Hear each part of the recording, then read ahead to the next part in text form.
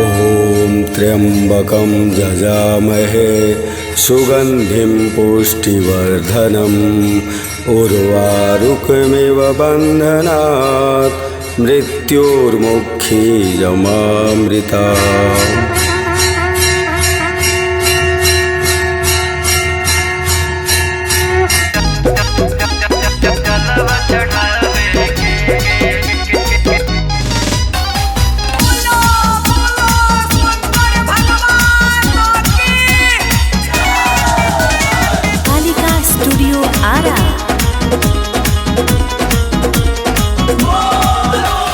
छछनता मन आइल सावन के लगन सोगनी जन बाबा के दुआरी कैले बतंग भइल चारों ओरी बंद ऐसन कहिलस कोरोना महामारी सजेला जैसे कांवर वैसे मंदिर सजावे के सजेला जैसे कांवर वैसे मंदिर सजावे के छोड़ी देव घर के झंझट जैसी भला पजलवा चढ़ावे के छोड़ी देव घर के झंझट जैसी भला पजलवा चढ़ावे के।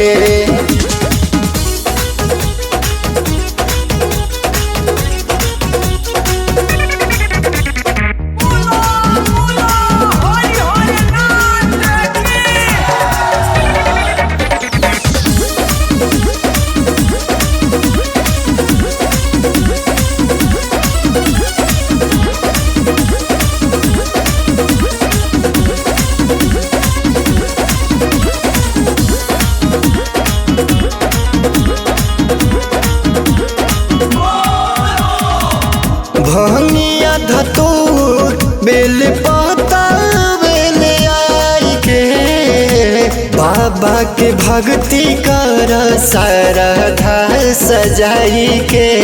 अरे तना टेंशन काहे कैले बड़ा भंगिया धतूर बेल पाता बेल आई के बाबा के भक्ति कर सरधा सजाई के।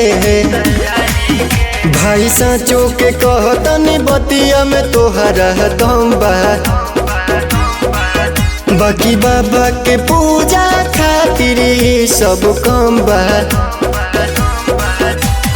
चले के गंगा घटिया जलवा वही जैसे लगे के चले के गंगा घटिया जलवा वही जैसे लगे के छोड़ी देव घर के झंझट जैसी वाला पजलवा चढ़ावे के छोड़ी देव घर के झंझट जैसी वाला पजलवा चढ़ावे के।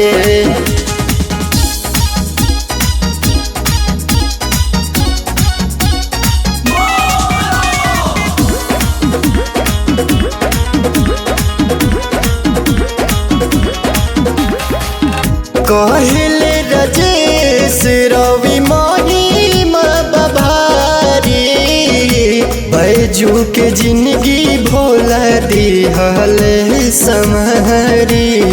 और सुना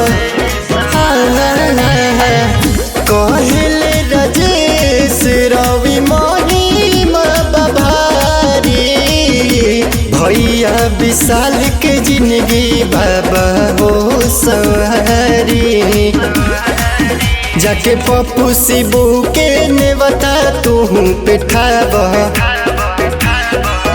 साथ मिलिए के ढारल जाई जलवा ले आबा डीजे बजा के विवेक के गाना नाच के गावे के डीजे बजा के विवेक के गाना नाच के गावे के छोड़ी देव घर के झंझट जैसी वाला पजलवा चढ़ावे के छोड़ी देव घर के झंझट जैसी वाला पजलवा चढ़ावे के।